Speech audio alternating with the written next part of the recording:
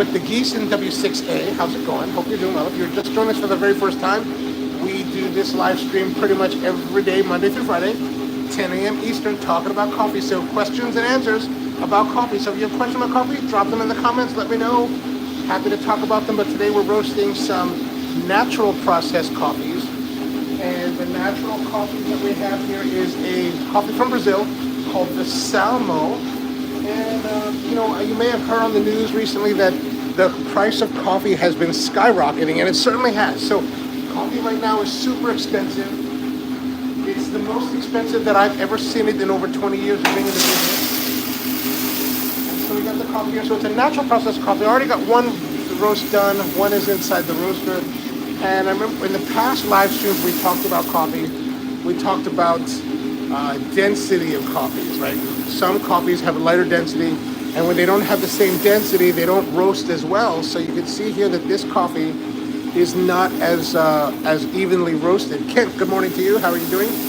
So this is lighter because it's just less dense. And so when we're finished with the roasting, we try to get rid of that and pull it out. But as you can see, it's relatively consistent. There's some beans that we want to look for any kind of off color like that. Again, that one's just under roasted because it's probably low density. Get rid of that. Sometimes beans like this one here, this one looks like it's not even roasted, so probably just left over or kind of fell through or something like that. Sometimes weird things will happen. Anton, how are you, man? Good to see you. So we've got the Gießen, the Danish roaster, the Netherlands roaster, running.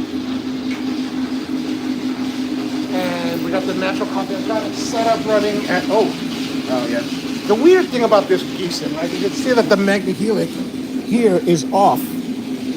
Because for whatever reason, that we haven't figured out, and now it's back on, we're running at 5.5 column inches of water. And why is it turn off and on? Because who knows? These machines are very strange. I've never used Gießen before until Matt got this one. And it just shuts off every once in a while and then comes back on. So I kind of don't worry so much about it shutting off. I just kind of let it run because there's usually enough thermal energy in the drum so that it kicks off and then it shuts off and then it kicks back on. So it's a very strange thing. Mom, good morning to you. How are you doing? So today I wanted to start off and get all this extra coffee out of here. Now you may hear some other noises happening. We've got a second roaster running. I'm going to show you in just a few moments. I'll have to monitor the roast that's going on in here. There's a roast happening in here. And we're right now at 348 degrees on the bean probe, 350 degrees. And we're 6 minutes, 43 seconds into it. So I have to just be aware of where we are in the roast. The roast should take about 10 minutes or so for this one. And yeah, just got to watch that out because...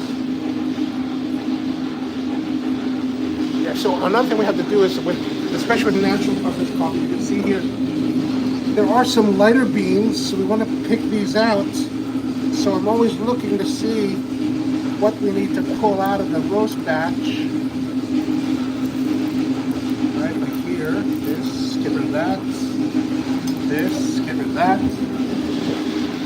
So yeah, that's kind of what we do. That's what we do here.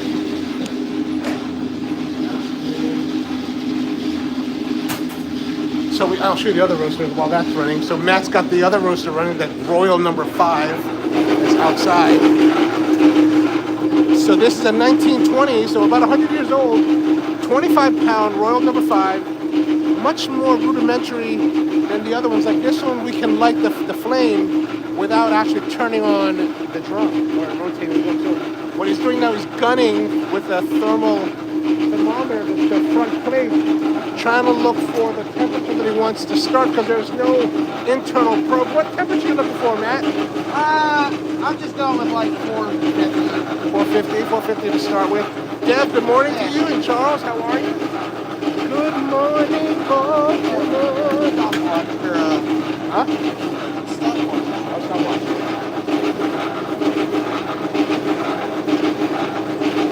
As As you can see, we've got an open door.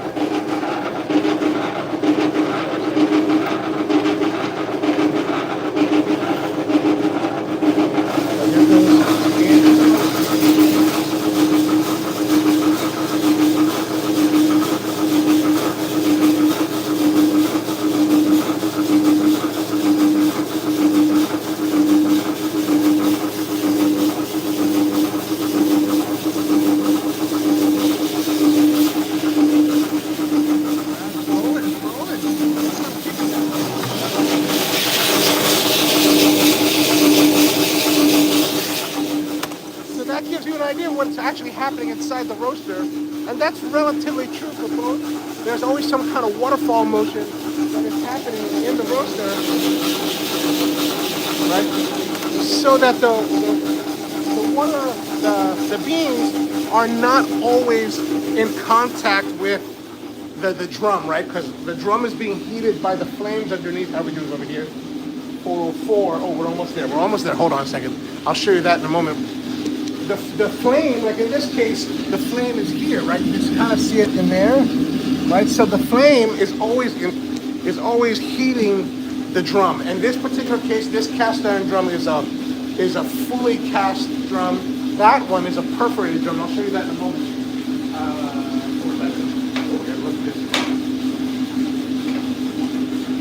So I'm looking to do some matching with the other roast, and we're pretty much there.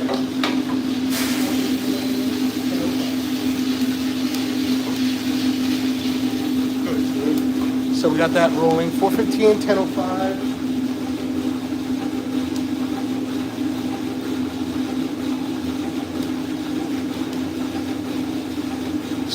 So there it is. We get the coffee in here. As you can see, the natural process coffee, pretty much the same as the other one, which is the key to professional roasting is that you really want to try to work on your skills so that you can do batch to batch with consistency. Like that is the hardest part. All right, when we get this other batch launched, I only have a short roast day today. Only 3 batches for this coffee. I just need this to augment. This is a part of a blend that I need to get ready for a client. But again, we're going to look inside here and see what are there any off colors or like severely off colors that we need to pick out of the batch, because those one bean can affect the flavor of your coffee. So we want to prevent either under roasted or over roasted beans, because sometimes there are over roasted beans because sometimes beans may get stuck somewhere inside the drum, wedged in somewhere, and it just stays there for the next roast or two, and then eventually comes out as a super charred bean, and we don't really want that in your cup because that will affect the flavor of your cup. Maku's here. I hear that is where this is. It is, baby. It is. It totally is, baby.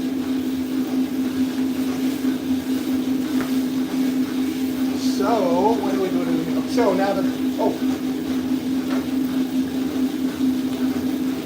have another batch of coffee ready to go.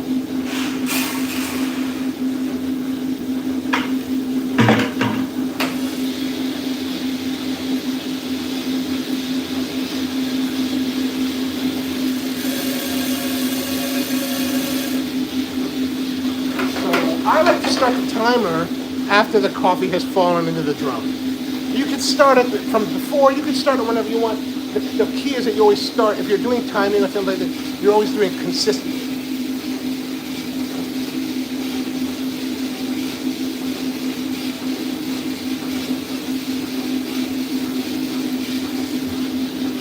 All right, the last batch is away. Good morning, Naomi. All right, let's go back out here and I'll show you some more about the roasting. So as he's doing this, like I said, in this one you can see it better. If you look when I open the door to the side down, you'll see that you can see through it. And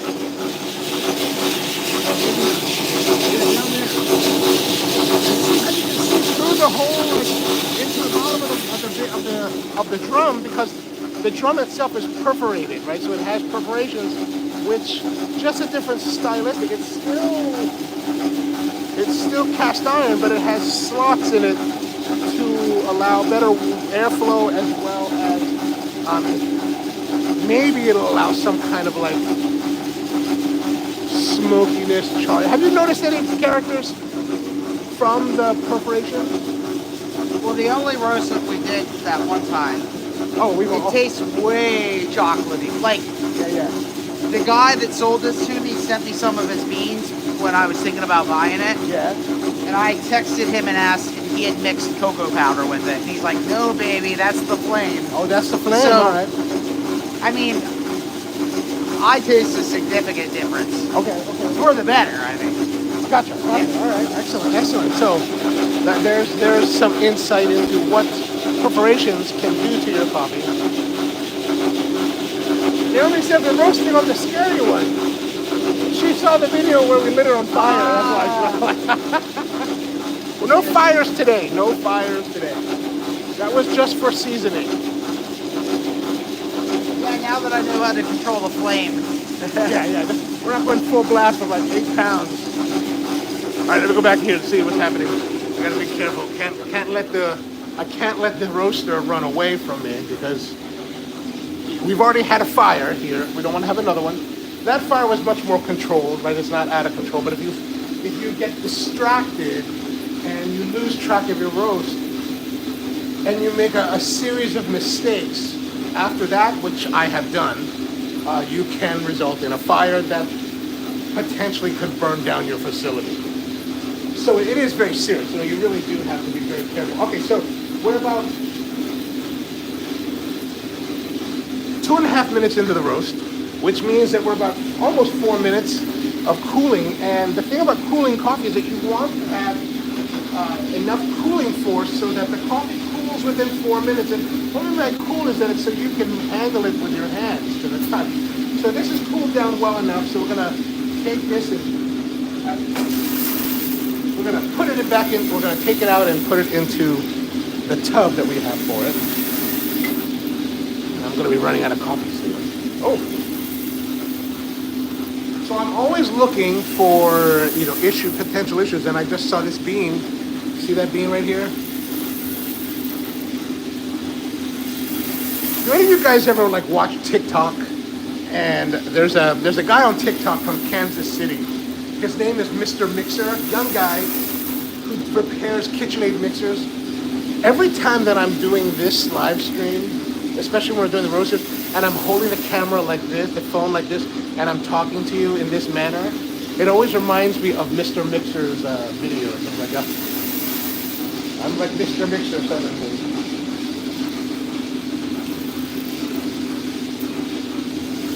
Sometimes, like this one, like here, this is under roasted, right? But this one, oh yeah, this is also low density, under roasted. I thought for a moment this one here in the front was a little bit, what do you call it? I thought it might have been properly roasted, but just had the silver skin. But you can see the silver skin on top. This is what we would, this is the silver skin that when it roasts off, it becomes the chaff. But this is also under roasted, so they are not. So and Marco's asking, are these the beans used for the 99? This probably will be used in 99. However, this coffee will not be used in 99. 99 will end up being, what? So I tend not to, right now, we've kind of gotten away from the whole post-roast blending. So this is the actual raw coffee. So this is the green. So we'll probably end up, depending on how this tastes, we may use this as a component for the 99. I'm always looking for like a natural coffee. And so yeah, but this is the actual raw product.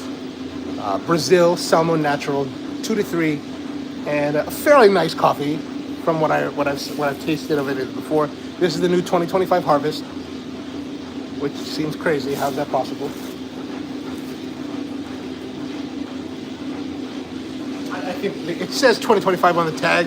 I think what they mean the 2024-2025 harvest, because I can't imagine that they shipped this all the way from Brazil in the last 3 weeks.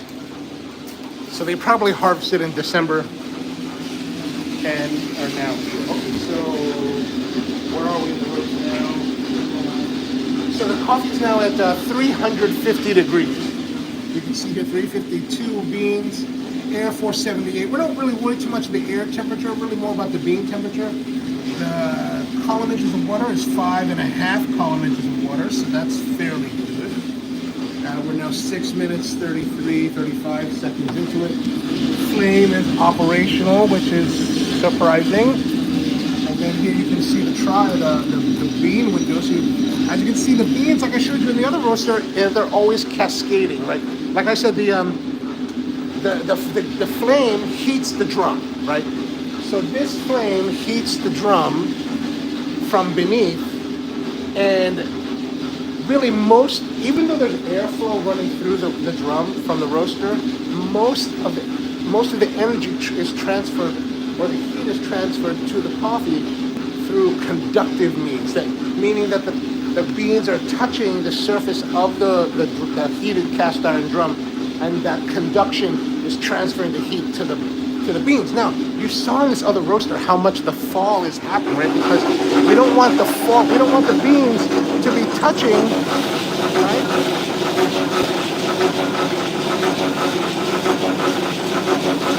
How's the temperature? Rising slow. How long's it been?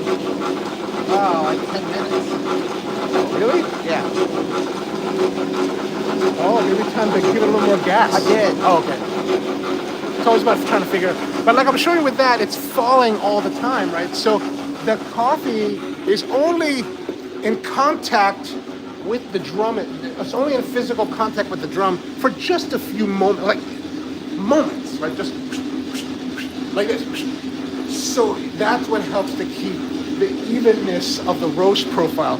So if you ever try to roast in a pan, right, like do it by hand, you're always getting some scorching, a lot of uneven roasting, because it's very difficult by having in a pan to actually keep that motion happening, and just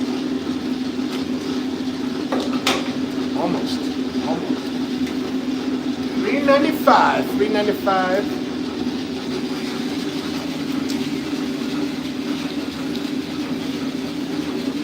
Naomi says, I'd like a more chocolatey flavored bean. Okay, very good. We'll try some more of that. And Anton says, it's fine. If something goes wrong, just press the AZ file. Yeah, it's all right. It's all easy. It's not too bad. Marcus says, are those beans? Oh, you already said that one. And do you use the same bean for Agent 99 and house blend? Sometimes yes, sometimes no. It all depends on the actual beans that I might have or have available to us. And yes, so the answer is yes, no, and maybe.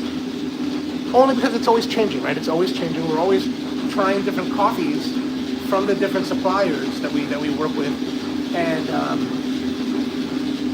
then just looking for what beans we can get at hopefully a fairly reasonable price that doesn't force us to raise prices too much. Like actually, we're at a point where now we do have to raise. Like the C market for coffee has grown exponentially now to the point where it's like I can no longer hold back the pricing increases. Right? Oh, 420. We're almost there. Oh, we are there.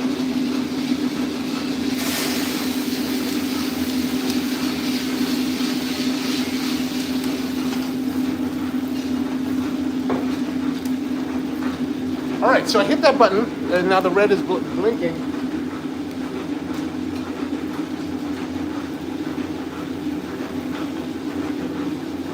So I hit the red button, and what that does, it shuts off the roaster, the flame, and now it will go into its cooling cycle where it'll spiral. It'll keep the drum spinning, and it will also keep the fan running, but there will be no more flame, and it will cool the roaster down. And then once it reaches the safe temperature, about below 150 degrees, and it will shut off itself, and then it'll power down and turn off. So fairly good. I'm pretty much done. I only needed a couple batches today. So total for this coffee, I only need like 33 pounds to use to play with. So, all right, so we're back here. How we doing? Almost should be getting first crack. We're first crack? Should be soon. So like I said, he said sometimes his roaster like 18 to. I think it's just a matter of just trying to get a feel for it over time. That's all.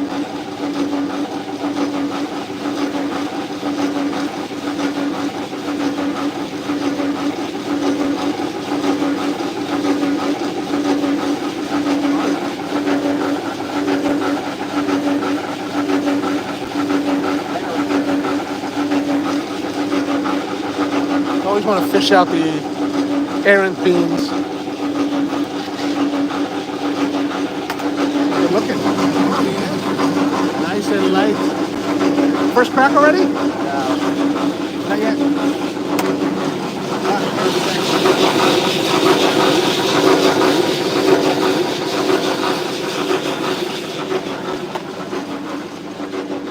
Still waiting for first crack. So this one's a little bit long. We're at almost 16 minutes now. Look at that bacon.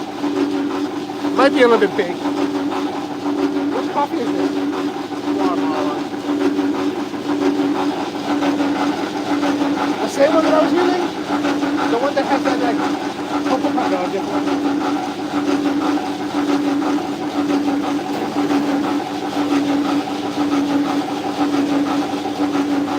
Although I was lingering really low for a really long time, so I think. When do you usually bake it? Is it in the 20 or something? It all depends. It all depends. Like the guys in Saudi Arabia do like, 30-minute roast, but it doesn't taste baked. Peter says, what's going on, Peter? I only roast 24 grams of green beans that will give me 20 grams roasted, enough for 1 cup. Perfect. Takes about 4 minutes. Yeah, whoa, that's fast. Well, I mean, where do I what? No. Peter's out in Australia talking about he roasts at home for himself. Oh, Peter, I met Peter. I think. No, he's in Australia. He's one of our viewers. What Australian did I meet who is a barista champion? Oh, Pete Licata. That's Pete Licata. Oh, different Pete. Yeah, different Okay. Pete. This is Pete Lee. That's Pete. Oh, Pete L also, but Pete Lee in this case. Pete Licata in the other case. Yeah, that's it. Maku says someone needs to remix the beat. What? They said someone needs to remix the beat. Oh. I slowed it down. Oh, they did? Yeah. Why does that flame look kind of like... There's a little bit of weird flame coming right from here. Maybe it's on fire.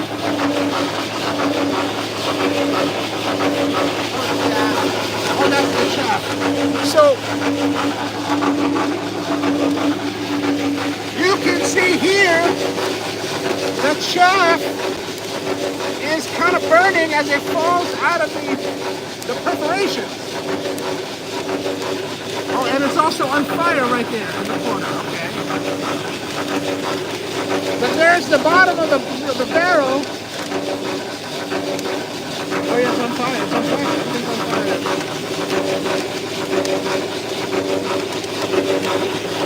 And you can see that this... Almost time? Yeah. Almost time.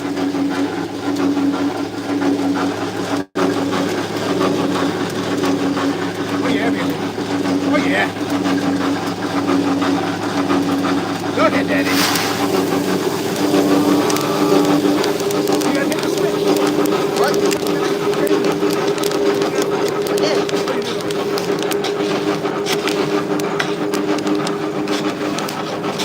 Oh, look at this mixer!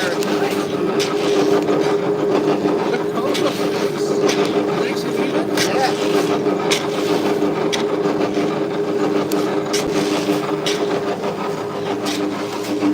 It's a replay now. So, whoops.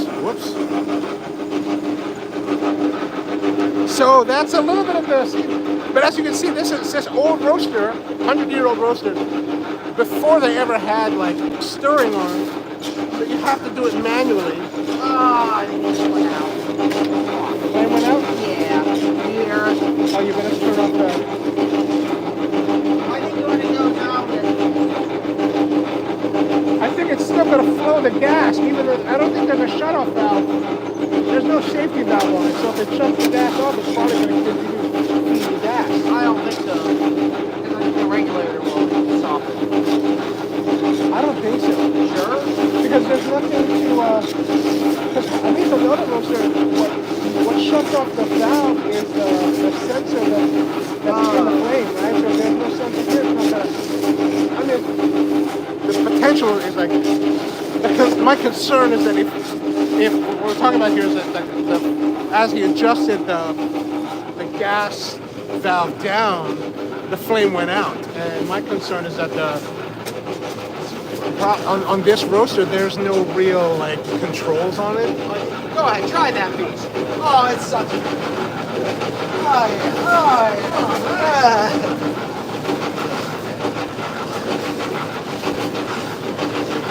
So this is one that Matt made. Let's have a look at Turn it. So let's have a look here.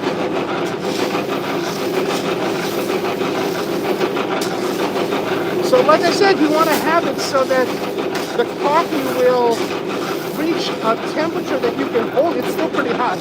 That you can hold it within 4 minutes. Now, this machine has a fan, and there's a tube that runs underneath this barrel, right, down there, that connects to this cooling tray, and is actually providing suction right now to pull the air out, so that the air is coming through the coffee this way, and that should help to cool the coffee.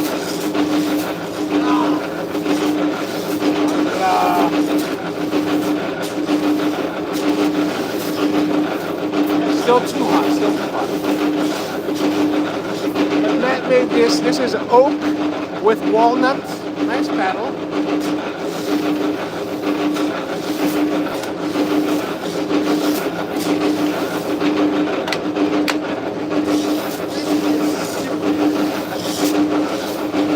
Just got to use a flame to relight it.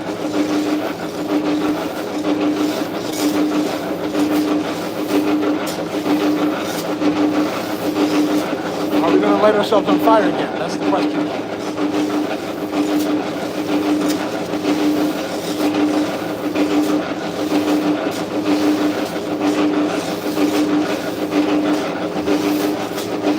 Is it lit? Sounds like it. Yeah, much better now. We're getting there.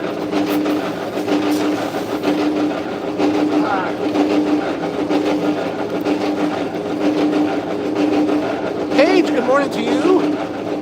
And Peter used a cheap domestic $20 to $30 popcorn popper. Excellent, I love those. Cataract says, interesting. Yeah, welcome to the show.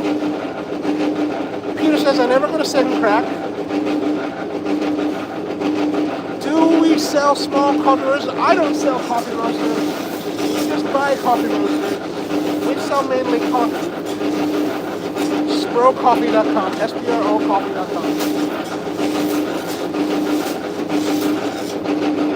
Peter says there's a small 1K or 500 gram roaster out there, but I don't drink that much. Understood.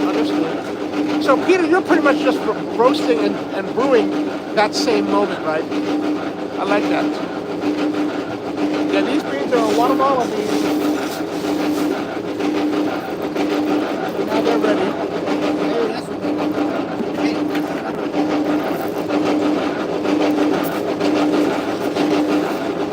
Now the other part about this is that it's a little bit harder to get out of the roaster or the cooler because there's just this door here. And then you have to push it all to the side.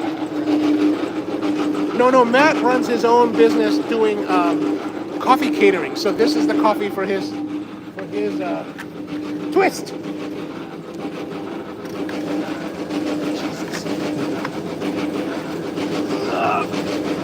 All right. Okay. This is the struggle. This is the struggle is real, my friends. Very nice, very nice, very nice.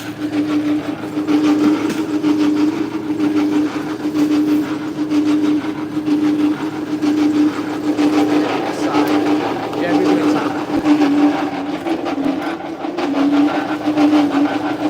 So he's got the.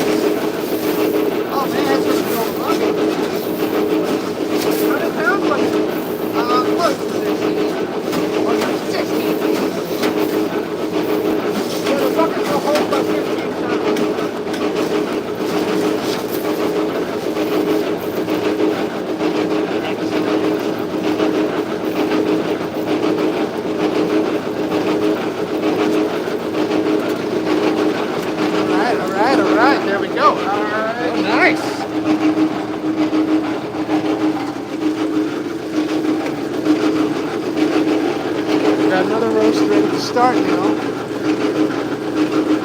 So here's the green, the Guatemala. So also very nicely sorted. This is a washed coffee, right? So you can kind of tell by the way that it looks. It's very green, very clean. It should smell very, very clean, very neutral. And now he's pouring it in there.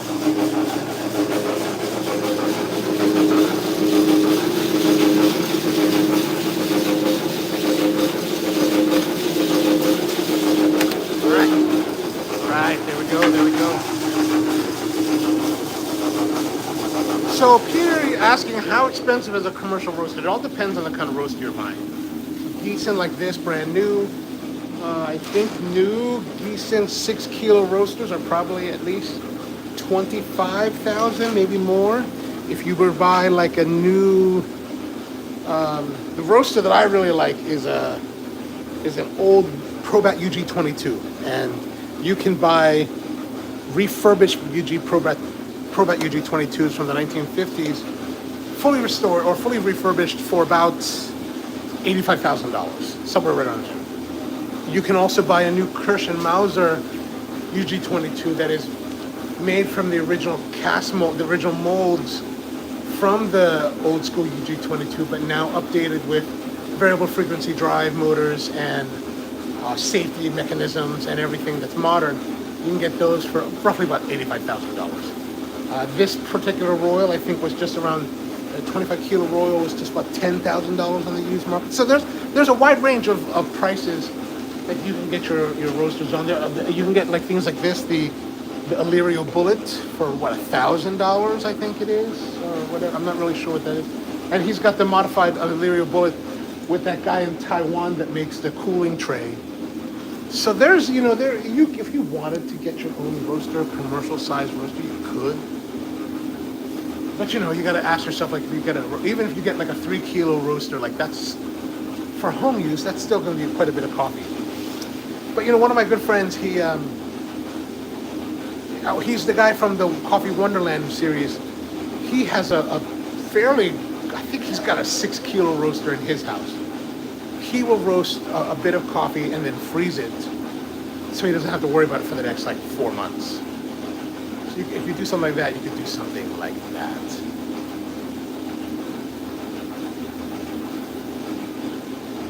Anton says, I heard that when you get into the business, it is better to rent a roaster than to buy your own. That's how Patrick Rolfe did it. I mean, it all depends on you and what you have available to you. If you live in a city where you can roast with other people, then it's going to be the more cost-effective solution to get into the business. Like, you put out all this money for not just the equipment, just the roaster itself, but everything surrounding it, right? You've got scales and buckets and all this stuff that you have to do, labels and bags, and then you have to rent a facility, and you've got to rent a certain size so you can fit the roaster, and then all the beans you need to buy. But if you're in a city like, let's say you're like in New York, down in Red Hook, Steve Mirish, a buddy of mine, has a place called, what's it called? I can't remember the name, but he basically has this big facility where they have the Kirschenmauser UG22, they've got a Loring 35 kilo Kestrel, they've got a couple of the roasters, and you as a roaster can go there and roast. And rent time and space and do that, and that's a great resource. But like, especially depending when you start and who you're around, like sometimes you may have people that are not very open to working with you, that may be threatened by you as a roaster. So it all depends. It is certainly a possibility. Paige says commercial roasters can be 5K into the 20,000. Yes, depending on the size and technology. Yes, absolutely. I mean, you could definitely there's some models out there that are relatively affordable. I mean, I think this one, I don't remember how much this one cost, but it was on the used, we got a used market. And so, a lot of times, if you buy used, you can get nice deals on stuff. Buying new, actually, in coffee roasters, I don't know if it's worth buying new. Unless you're building a large plant and you're spending millions and millions of dollars, most of the roasting companies just don't give a damn. They just don't care about you. You're just too small.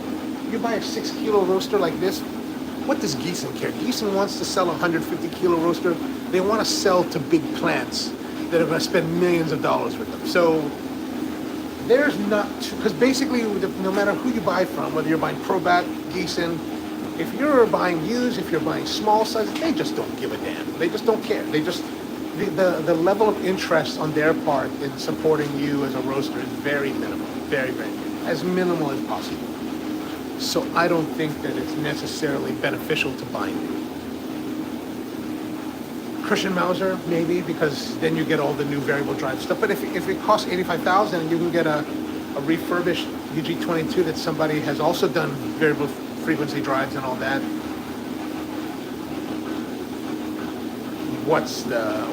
there's not too much. I don't know. The benefit is, I don't know. I don't know about the benefit. Naomi wants to, does Matt roast medium also? Matt does roast pretty medium. Let's have a look at, here. Let's see. He's got a bucket of, let's see what he's got here. He's got a bucket of coffee that I noticed earlier that he roasted from last week. So yeah, this is a roast from last week. So fairly medium.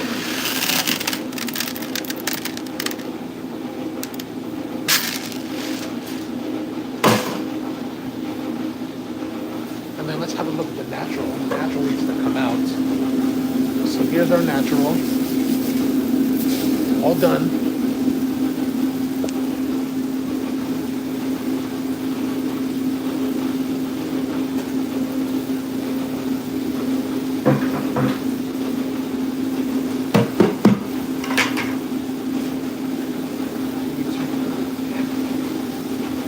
Just noticed it's getting pretty smoky in here, probably because this flame is going out. The flame in this thing.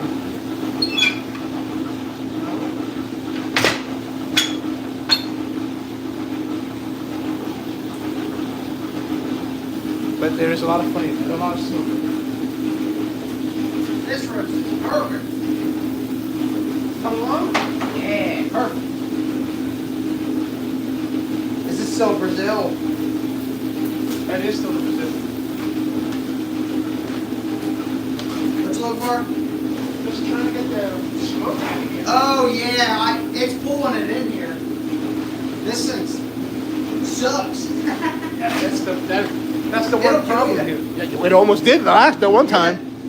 So one of the problems with, just the setup here is that this roaster has such a strong suction, of airflow. It actually pulls everything up. So when we start the fire here, we have to light this fire early enough so that it gets really good and it has the natural draft. Otherwise, it puts the fire out. Now we have another fire burning out here, so the suction is strong enough and the wind currents outside. As you can see, the fire smoke is coming this way, and it's starting to fill the space. So let's step outside and get some fresh air. But what we're going to do is we're going to, try to take this. Naomi says, what's a good home roaster for home use? If you want a really nice quality roaster that you can have good control over, I have a, what's it called? The Quest M3. That's a very good one. That electric roaster. If you want something with gas, there's a roaster called, what's it called? It's called the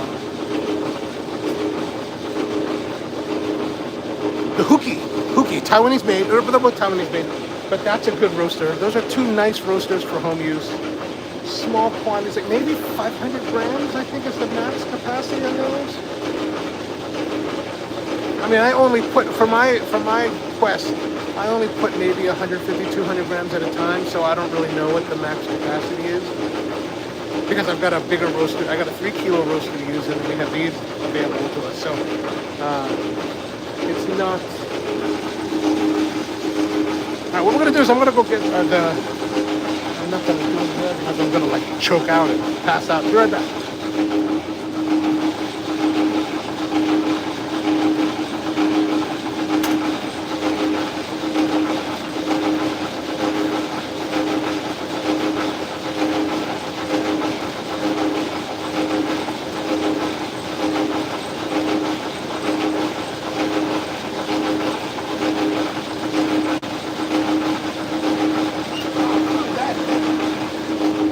Bad in there. Okay, I got my kit here.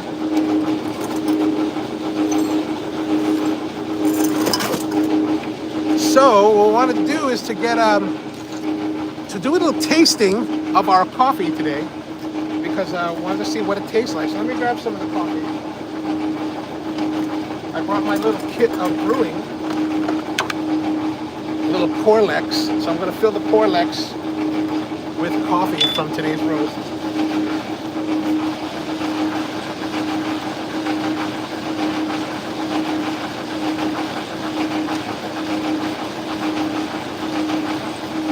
Just take it straight out of the fridge, man. There is so much smoke here today. Just take it, fill it up. Paige says that would pay off my house. Peter says, I think save that money for a coffee plantation in Asia somewhere. Oh, that would be very nice. Deb says, I love the roast. So we're going to take this, we're going to grind it and make some coffee to see what it tastes like. This is freshly roasted, straight out of the roaster, into the cooling tray, and then into the grinder. So we're basically having coffee the way that Peter enjoys coffee. No time away between, no time for degassing, no time for, no resting period. We're just going to go for it. Naomi says, how about 1 kg roaster? So they have the idea, so like that Illyrio Bullet that I just showed you, the black one, the small one that was on the stand, that is a 1 kilo roaster. Very nice roaster.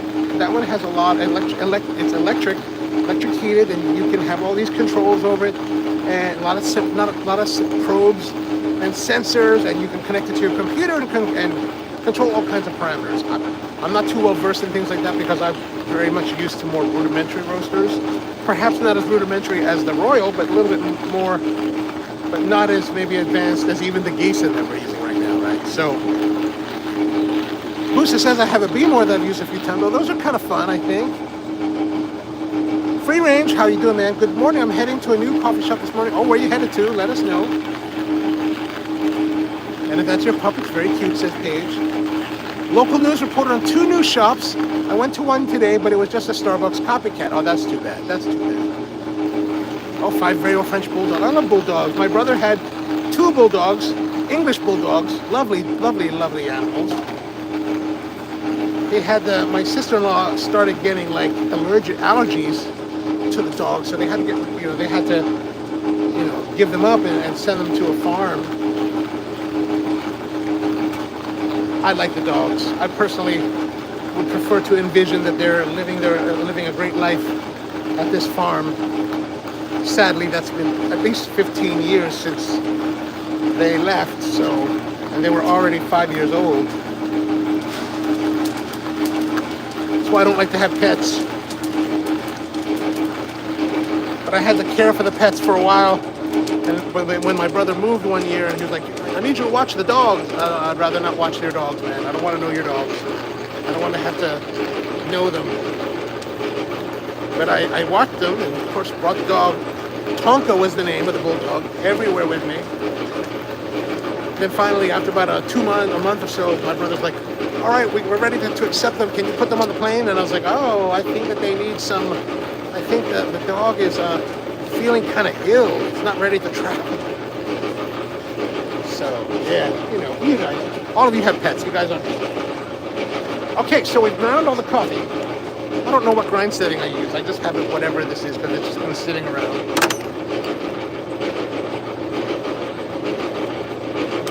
Oh, too fine. It's too fine, but whatever.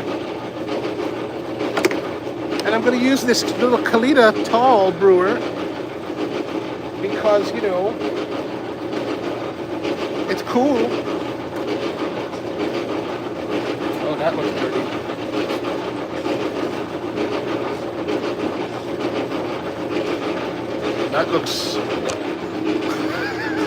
That looks very dirty. These are probably a couple we used like a week and a half ago.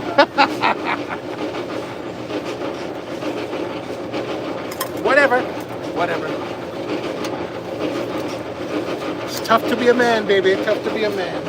So what I did is I took this Stanley and I filled it with I boiled some water before I left the house around 9 o'clock this morning. So this has been sitting there since 9 o'clock. It's 10:45, so almost 2 hours.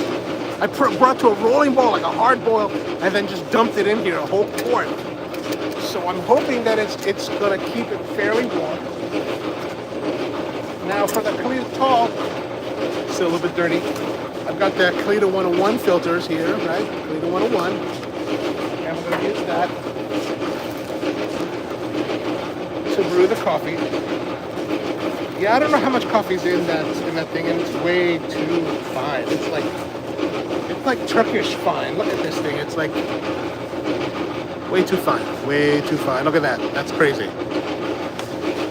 So these little 101 filters are really small, but they're made to go in the tall, which is a cute little brewer device. Actually, my friend Raymond So in Manila, he owns a place called El Capitan, a coffee supply house.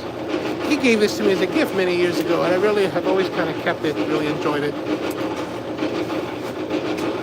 RN, what's going on, man? How are you doing? I just get new Bedeli roasters and mod the heck out of them. Nice. I'm not familiar with Bedeli roaster. Dev says, in my opinion, the roast is better than the bullet. Ah, nice. Nice. Bullets are so hard to get consistent. I think with anything, it's like, the more experience you have with something, the easier or the more you can figure it out, right? So there it is. That's our roast, our coffee. Look at that, fairly light. Should hopefully get some nice, maybe fruity notes. I don't know. It smells okay. Look at this janky, like dirt. Is that safe to drink? I don't care. We're gonna use water, hot water, to sanitize this thing.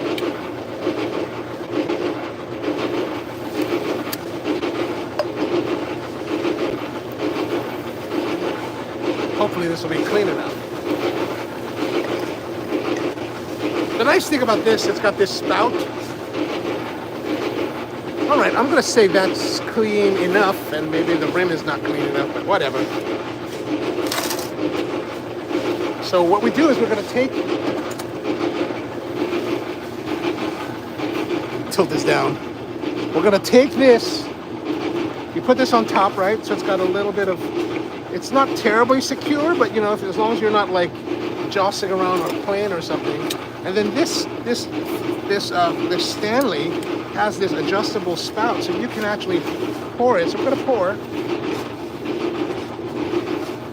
Just wet it all. And it looks like it's fairly warm, right? The heat. So here's the thing, like sometimes when you're out and about, you may need to, you have to do things that are going to be a compromise, right? And oh, it's not even dripping through. It's so fine. Like, this is so bad. It's so bad. It's so bad. I probably should. It's not like I don't have more coffee that I could just go inside and like regrind something else. But what I should do is I should portion the grind for future use. That's probably good. So as you can see, this is how you adjust the grind on the Porlex. But yeah, now it's starting to flow. We're gonna go pretty aggressive on the pouring just because it is so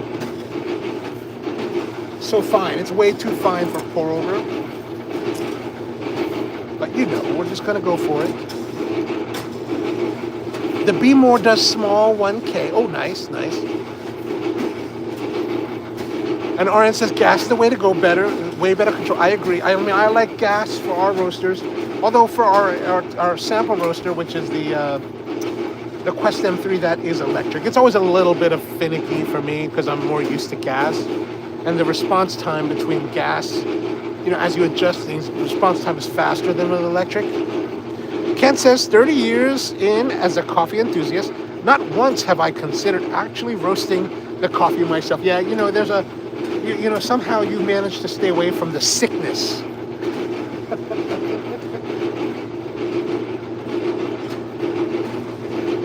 Which I think that's very commendable, to stay away from the sickness.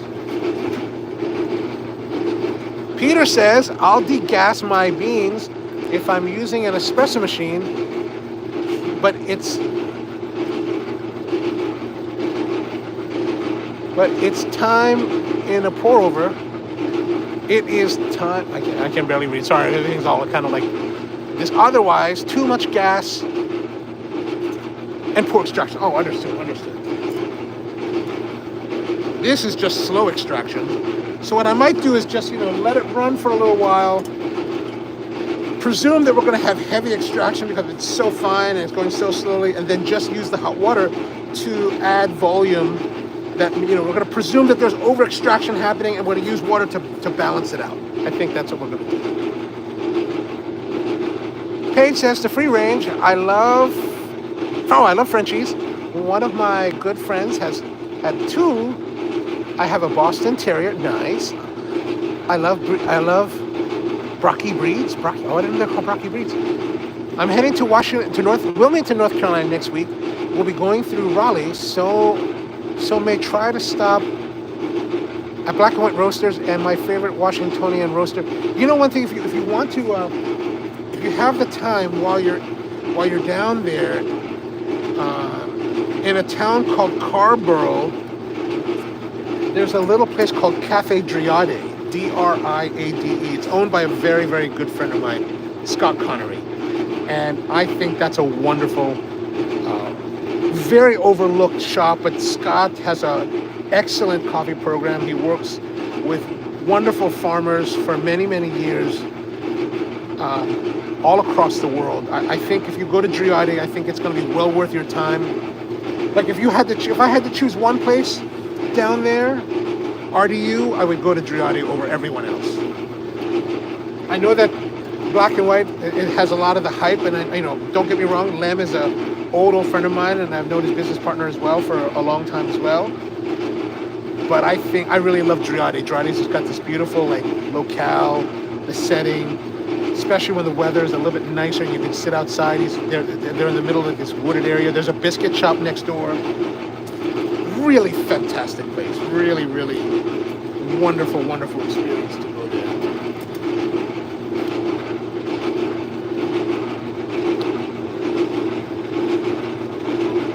Paige says that brewer looks like a taco. It totally does. It totally does. Don't I have to? Darn, I have to hop off, says Naomi. I'll watch this. Okay, very good. See you later, Naomi. And Paige says Carborough is wonderful and only about an hour. Yeah, I love Carborough. And so Driade and Carborough Coffee are the same owners. So I think well worth the time to go to. All right, so I'm gonna.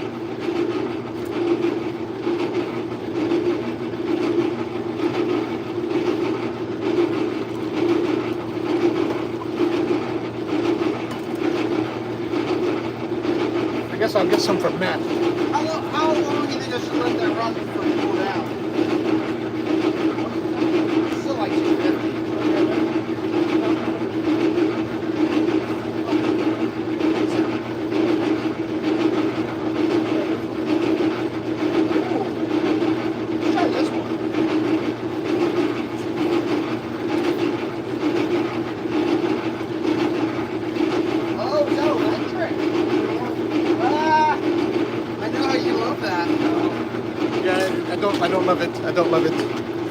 So we're gonna try some of Matt's now new coffee.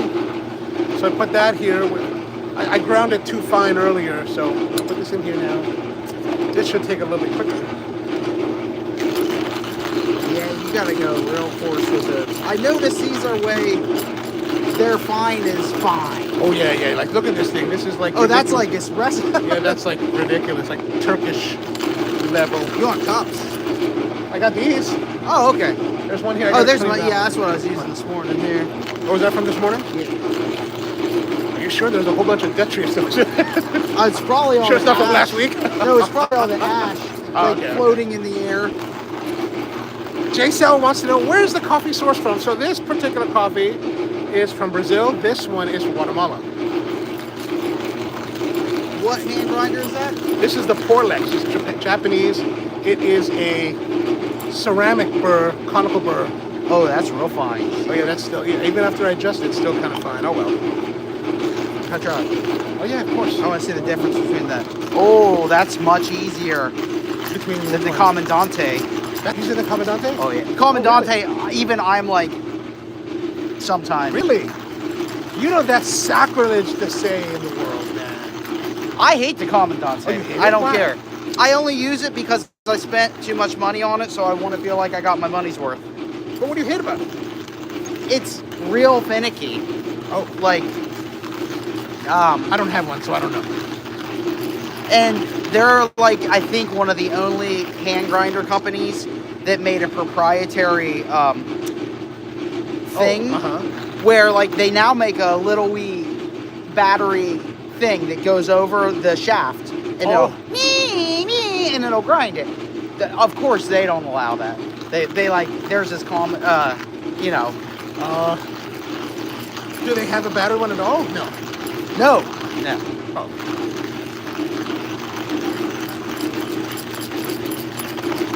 Hand grinders are nice though when you're in a hotel and you know. What's that? This is the Kalita Tall, our little brewer, travel brewer. Is there still coffee? Yeah. It takes for. Oh, there might be. Might need empty. No, I only put it. It should. If I fill this up, it won't overfill. Oh, I see. So we got the 101 filters into the Kalita Tall. Pretty Are fancy. you sure there's still some? Yeah. Oh yeah. I can hear now. It's like a couple beans. Paige says, is Giardi the same as Carborough Coffee Roasters? Yes, because if so, I love their coffee. Yes. So the same owners. Giardi, of course, as you know, has that really beautiful locale where they're in the woods, and yeah, just lovely stuff. Scott's an old dear friend of mine. We go back many years in coffee. Probably one of the really truly great people in coffee. Like as far as like not just coffee talent and commitment to coffee, but also like his volunteerism and his whole commitment to the industry. Smells good. Smells over roasted. No. That's the good batch. That was 13 minutes. Oh, was it? Yeah. Here, try that. See what you think of that. Is this today's? That's the other one. That's the Brazil.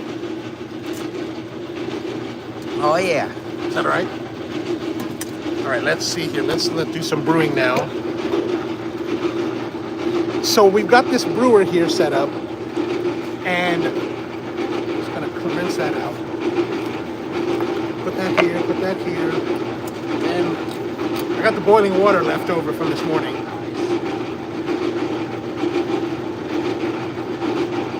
That looks good. And let's see how this coffee is. So this is the Brazil.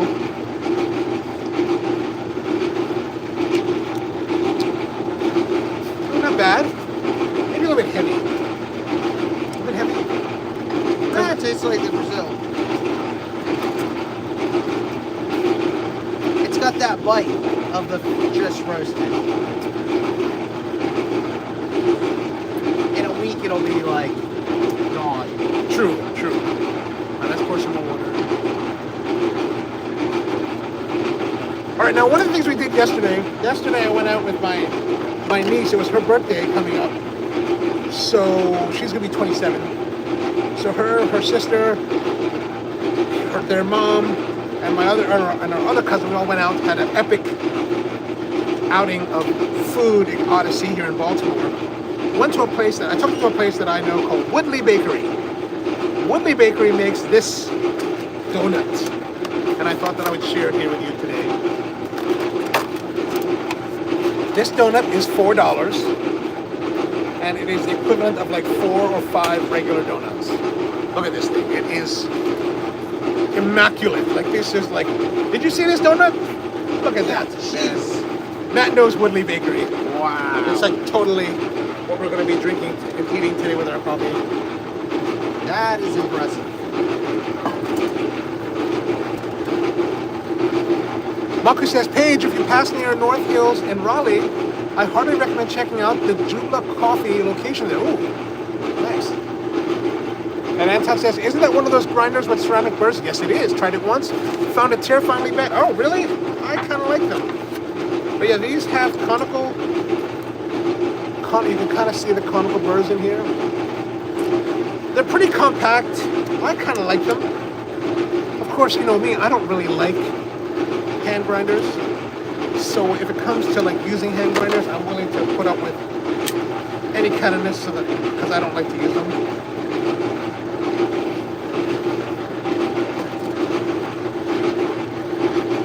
Paige says that I have been to Jubala in North Hills. So good. Excellent, excellent.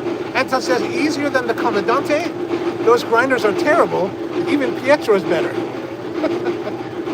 Peter says that the stainless steel burrs and the hand grinders are the best. Much quicker than ceramic. Okay, okay. I really, JSL says I really like my onesie Presso. Nice. He says I'll make a special trip sometime soon to finally experience Driade. Yeah, you know one of the nice things is go to Driade. Go to Driade like in the afternoon, right? Maybe when it's a little bit warmer so you can sit outside. Because Driade also, Scott is also a big wine person, so he really knows a lot about wine. So they've got a really great wine selection. So you can have coffee and nice wine, maybe like a charcuterie thing. So you can make it like a coffee and wine experience if you go. So I think it's worth to go a little bit later in the day if you really want to.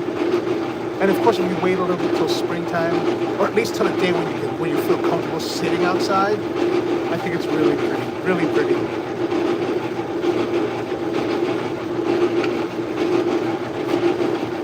Asian Dev says, that reminds me of the donut factory in NYC. They have these huge donuts that literally look like cakes. It's something, so this one, and Peter says this donut is so it totally is American. But the thing about this donut, right, is that while it is the size of a cake, it does not have the texture of a cake. Like, look at this thing. Look at that. Look at that. Look at it. It is as big as my head.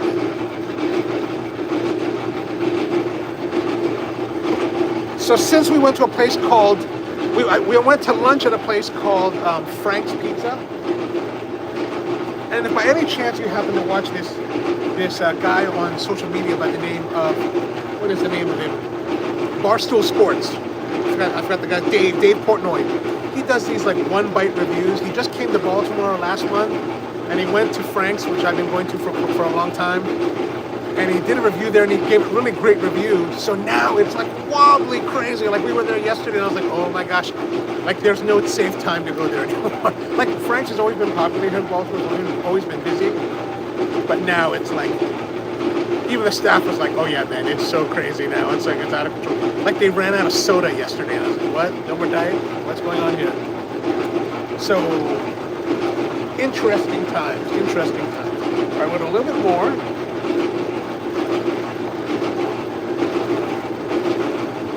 Paige says, that's a beautiful donut. I can eat about one bite. Yeah, I had like maybe this much of it yesterday. Because I bought one yesterday. I brought my nieces there because I wanted them to try it. They'd never been there. So after Frank's, it's right down the street from Frank's. Went there, gave them some, got the donut. And then if you go there, they have these other like cakes and stuff. They're a German bakery originally, 80 years old. They have these cakes, and I couldn't believe, like, my mom loves pineapple upside down cakes, so they sold pineapple upside down cake, like a 9-inch, for $11.75. I was like, what? That's crazy. If I went to Wegmans or something, it'd be like $25. So really good prices, local, and the quality is very good. This raised donut really is nice and raised, and look at that fluffy texture that we love in American style raised donuts.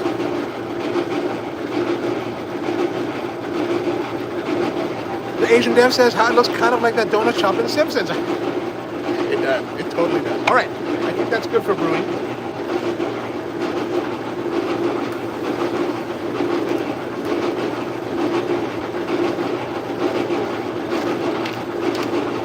Let's have a taste of the Guatemala. Of the Guatemalaness.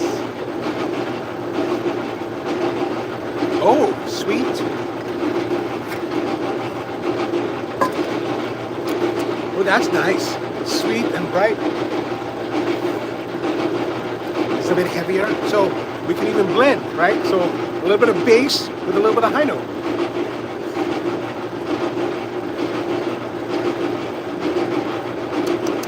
Ah, nice. Coffee?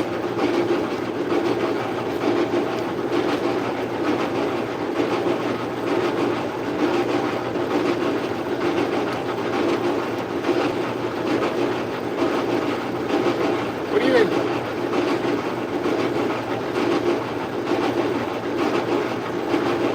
It's bright. Right? I like it. How'd that happen? It's the magic of your roasting. That's crazy. And I've never had that coffee taste bright. But maybe it's because it's straight on the roaster. It could change. Yeah. Yeah, it's not bad. I like that Guatemala is an awesome coffee. Yeah. What, donuts? No? What kind of American says no to donuts like this? Americans, not Americans. Are you an American or Americant? American. Oh, yeah. I'm an American Oh, now. come on, man. What's that? I'm watching. I brought this I'm big watching old my donut. midsection. Watching my midsection. You know. Okay, so this is the bite. I might try Look a at that. bite. Look at that nice, lofty Just crumb. a little bite. Okay, just a little bite. Just a little, you know, not even a donut's worth. Oh, that's straight up lard dough. Ah. And the fudge topping is really Baltimore. It's like very much like that. It's the cookies, burger cookies. Burger cookies, exactly. Yeah. It's like the same frosting as the burgers almost. Yeah. Mm. Yeah. That's good.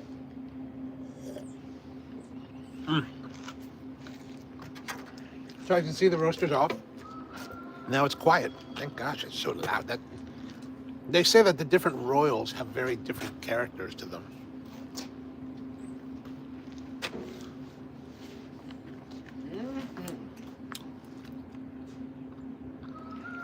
It says it'll say that donut shop in Simpsons. J-Cell says we got the donuts like those in school, called them Texas donuts. They call them Texas donuts down where he lives. Yeah, Anton, time to go get some pretzels. That's what I wish we had here, is more like really nice German pretzels. J-Cell says, I'm preparing a Brazilian coffee as well. Nice and chocolate. Yeah, this one, I don't remember which I did now. Yeah, okay, wait, this is the one. The dirty cup that's been here for like a week. J-Cell says, I'm gonna subscribe to you, Sam, like a really. No, don't let the PR fool you. We're not that nice. We just like to hang out, roast coffee, eat donuts. But come join us on our live stream. We do this coffee Q&A live stream Monday through Friday. Most Monday through Fridays, 10 a.m. Eastern, where we talk about coffee, different ways to making coffee, share our event, share our thoughts on coffee. Love to have you join us. Peter wants to know, how loud is that roaster? Do you need hearing protection? We probably should use hearing protection. But this is really the second time that this roaster is run, so we're just trying to get a feel for it. But yeah, it's pretty darn loud. Like, I think it's loud. Oh man, the wind from the fire pit is blowing on my face. So, all right, awesome. Great to see that, G-Town. All right, so we did some roasting, we did some brewing, we did some eating of donuts.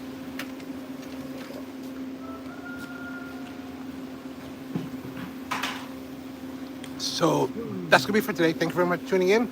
If you're not too busy, you want to talk some more coffee and a lot about cigars, I do a Thursday night hang on the Ono Live channel, ONOLIVE, 8 p.m. Eastern time. So tonight at 8 p.m.